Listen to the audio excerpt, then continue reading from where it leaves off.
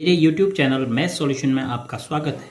यदि आपने अभी तक चैनल को सब्सक्राइब नहीं किया है तो प्लीज़ चैनल को सब्सक्राइब कर बेल आइकन का बटन जरूर प्रेस कर लें, जिससे कि गणित के किसी भी प्रश्न पर बनने वाली वीडियो अपलोड होते ही नोटिफिकेशन के द्वारा आप तक शीघ्र पहुँच जाए।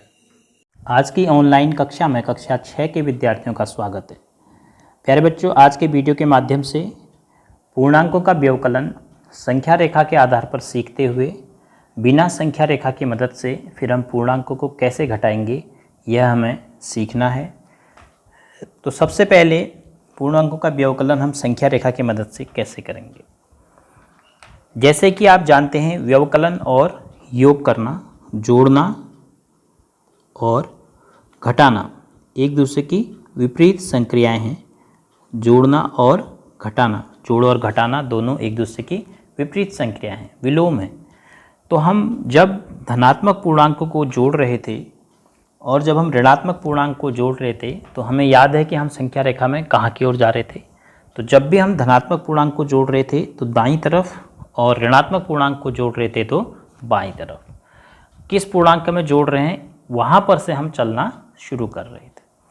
तो अगर जोड़ के आधार पर हम घटाने को समझें, माना हमें 5 में से ऋण 7 करना है, तो इसका मतलब हुआ कि 5 में से हमें 7 घटाना है, तो धन 5 में से धन 7 घटाना है। तो अब हम बिल्कुल जोड़ने का उल्टा करेंगे। अगर हम 5 में 7 जोड़ते तो हम 5 से दाईं तरफ को जाते, 5 से दाईं तरफ को जाते ऐसे। अब हमने 5 में से 7 को घटाना है, तो हम 5 में से 7 कदम बाईं तरफ आएंगे।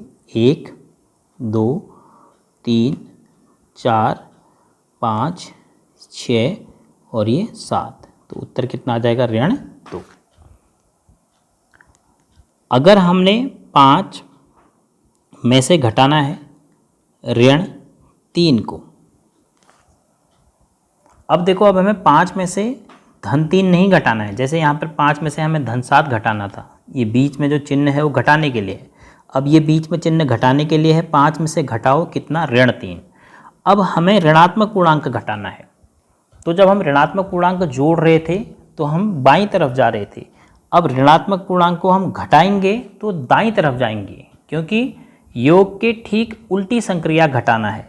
तो ऋणात्मक पूर्णांक को घटाने में हम दाईं तरफ जाते हैं। कहाँ से घटा रहे हैं हम? 5 में से। तो 5 से हम दाईं तरफ जाएंगे 3 स्थान, 1 2 और ये 3।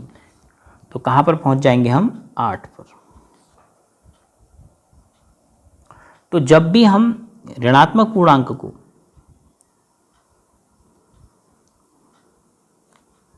घटाएंगे तो हमें कहाँ की ओर जाना है? दाईं ओर।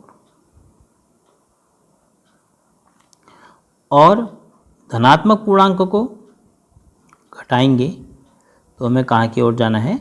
बाईं ओर। संख्या रेखा पर तो आप इसको ऐसे समझ सकते हैं। घटाने की संक्रिया के लिए अगर आप ऋणात्मक पूर्णांक घटा रहे हैं तो दाईं ओर, अगर आप धनात्मक पूर्णांक घटा रहे हैं तो बाईं ओर चलेंगे। तो जिसमें से घटा रहे हैं वहां से आप चलना शुरू करेंगे।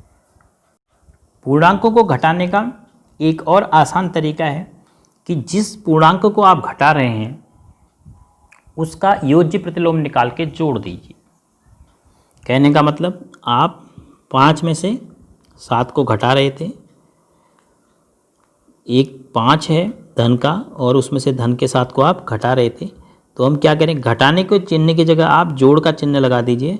तो 5 में आप जोड़ दीजिए जिसको आप घटा रहे थे उसका योज्य प्रतिलोम। 7 को घटा रहे थे तो 7 का योज्य प्रतिलोम जोड़ दीजिए।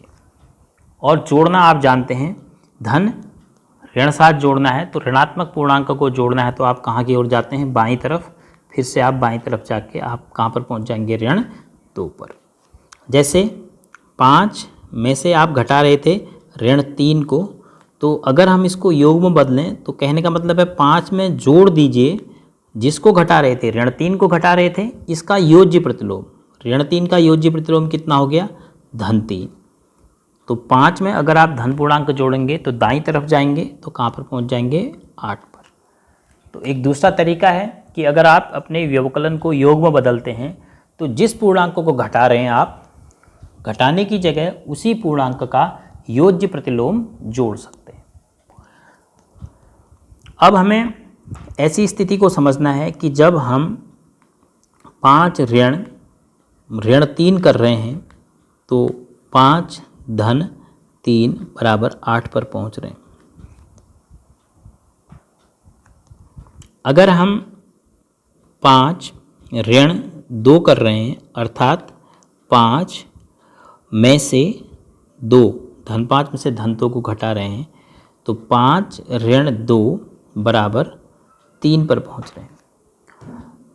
तो अब समझना ये है कि कोष्टक के बाहर कौन सा चिन्ह है और कोष्टक के अंदर कौन सा चिन्ह है, उसके बाद आप कोष्टक खोलने के बाद कौन सा चिन्ह रखेंगे। अगर यह आपने समझ लिया और उसके बाद धनात्मक और ऋणात्मक पूर्णांकों की 2 टीम बना दीजिए और उनकी आपस में लड़ाई होनी है, अगर एक जैसे चिन्ह हैं तो मिलने हैं, यह सीख लीजिए तो आप बिना संख्या रेखा की मदद से पूर्णांकों को जोड़ या घटा सकते हैं। जैसे आपने अभी मैं धन चिन्ह ही लगा रहा हूँ, धन के लिए धन, ऋण के लिए ऋण।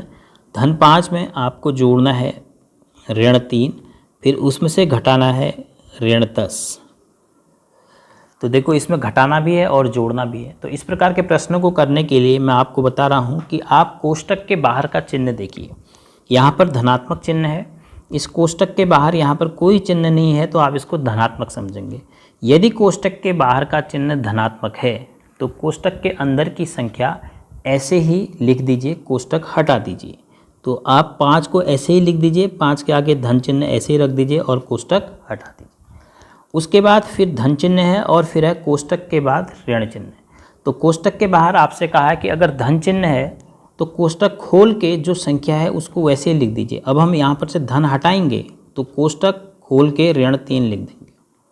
कोष्टक के बाहर धन चिन्ह है तो इसलिए कोष्टक के अंदर की संख्या ऐसे ही हमने लिख दी। अब उसके बाद देखिए ऋण चिन्ह है और कोष्टक के अंदर भी ऋण है, तो यदि कोष्टक के बाहर ऋण चिन्ह होगा तो अंदर का चिन्ह आप बदल दीजिए। अंदर ऋणात्मक है तो इसको धन 10 लिख दीजिए। इसके बाद क्या कहा, इसके बाद कहा आप इसमें धन और ऋण पार्टी को एक कर लीजिए। धनात्मक के 5 हैं, धनात्मक के 10 हैं, तो इन दोनों को आपस में मिला के लिख लीजिए धन 15 है और ऋण के केवल 3 है। अब इन दोनों की आपस में लड़ाई कराइए क्योंकि ये दोनों 2 अलग अलग पार्टियों के हैं। 15 धन पार्टी का है और 3 ऋण पार्टी का है। तो जब इनकी आपस में लड़ाई होगी, बहुत फेयर लड़ाई होगी, एक एक को मारेगा, तो धन के 15 में ऋण के 3 अगर खत्म होंगे तो इसके भी धन 3 खत्म हो जाएंगे, तो आपके पास बचेंगे धन के 12 है। तो उत्तर आ जाएगा आपका, धन चिन्ह आप हटा सकते हैं तो उत्तर लिखेंगे 12। फिर से दूसरे एग्जाम्पल की मदद से समझने की कोशिश कीजिए। माना आपको दिया है 13 धन ऋण 2 ऋण 7 ऋण 3 और आपने मान निकालना है कि क्या आएगा। अब देखो इसमें पूर्णांकों का क्या हुआ है, कहीं पर योग हुआ है और कहीं पर घटाना व्यवकलन हुआ है। तो आपने क्या ध्यान रखना है कि देखो 13 में तो किसी प्रकार का ब्रैकेट नहीं है तो इसको ऐसे ही लिख दीजिए। उसके बाद धन के बाद कोष्टक है, तो कोष्टक के बाहर आप क्या देख रहे हैं, धन चिन्ह, तो कोष्टक के अंदर की संख्या को लिख दीजिए ऋण 2, बाहर का चिन्ह हट जाएगा। उसके बाद देखो बाहर क्या है, कोष्टक के ऋण और अंदर खाली 7 लिखा है, तो इसका मतलब भी समझना है कि खाली 7 है तो ये धन 7 है। तो कोष्टक के बाहर ऋण है तो जो अंदर का धन 7 है उसका चिन्ह बदल के क्या लिखेंगे, ऋण 7, क्योंकि अंदर ये धन 7 है। उसके बाद ऋण है कोष्टक के बाहर और अंदर है ऋण 3, तो अब अंदर वाले का चिन्ह बदलेगा। जब भी कोष्टक के बाहर ऋणात्मक चिन्ह आपको मिलेगा तो कोष्टक के अंदर की संख्या का चिन्ह बदल जाएगा, धन का ऋण हो जाएगा, ऋण का धन हो जाएगा। और ये आपने नहीं लिखना है, तो आपने यहाँ पर ऋण नहीं लिखना है बल्कि इसका चिन्ह बदल के लिखना है धन 3। अब इसके बाद अगला स्टेप क्या है, अब इसमें आप पहचानिए कि कौन कौन ऋणात्मक पूर्णांक हैं, कौन कौन धनात्मक हैं। 13 धनात्मक है, 3 धनात्मक हैं, इन दोनों को मिला दीजिए, एक ही पार्टी के हैं, 16 हो गए। फिर वैसे ही 2 ऋणात्मक है और 7 भी ऋणात्मक पूर्णांक है, इन दोनों को भी मिला दीजिए और दोनों की पार्टी का नाम है ऋणात्मक, तो 7 2 9 ऋण 9 रखें। अब 16 हैं धनात्मक और 9 हैं ऋणात्मक। ये दोनों आपस में क्या करेंगे, लड़ाई करेंगे, अलग अलग पार्टियों के हैं, तो इनकी आपस में लड़ाई करा दीजिए। तो एक एक को मारेगा तो 16 में से 9 खत्म हो जाएंगे। ऋण 9 को खत्म करने के लिए जो बड़ा होगा उसी में से खत्म होंगे, तो 9 धन के और ऋण के 9 खत्म हो जाएंगे। तो अब इसमें कितने बचेंगे, केवल धन के 7। तो आपका उत्तर आएगा। तो कहने का तात्पर्य है कि यदि आपको पूर्णांकों का योग और व्यवकलन दिया है, अलग अलग दिया हो चाहे एक साथ दिया हो, तो आप गणित की भाषा में चिन्ह लगाकर, धन या ऋण लगाकर उसको गणित की भाषा में लिख लीजिए। उसके बाद कोष्टक के बाहर के चिन्ह को देखिए। यदि कोष्टक के बाहर का चिन्ह धनात्मक है तो अंदर की संख्या को लिख दीजिए। यदि कोष्टक के बाहर का चिन्ह ऋणात्मक है तो अंदर की जो संख्या है उसका चिन्ह बदल के लिखिए। तो फिर उसके बाद आप 2 पार्टियों में उनको बांट दीजिए। धनात्मक पूर्णांकों की अलग पार्टी बनाइए, ऋणात्मक पूर्णांकों की अलग पार्टी बनाइए और आपस में उनकी लड़ाई कराएंगे, क्योंकि धनात्मक पूर्णांक और ऋणात्मक पूर्णांक अलग अलग प्रकृति के हैं, तो वो एक दूसरे को आपस में मार काट करेंगे।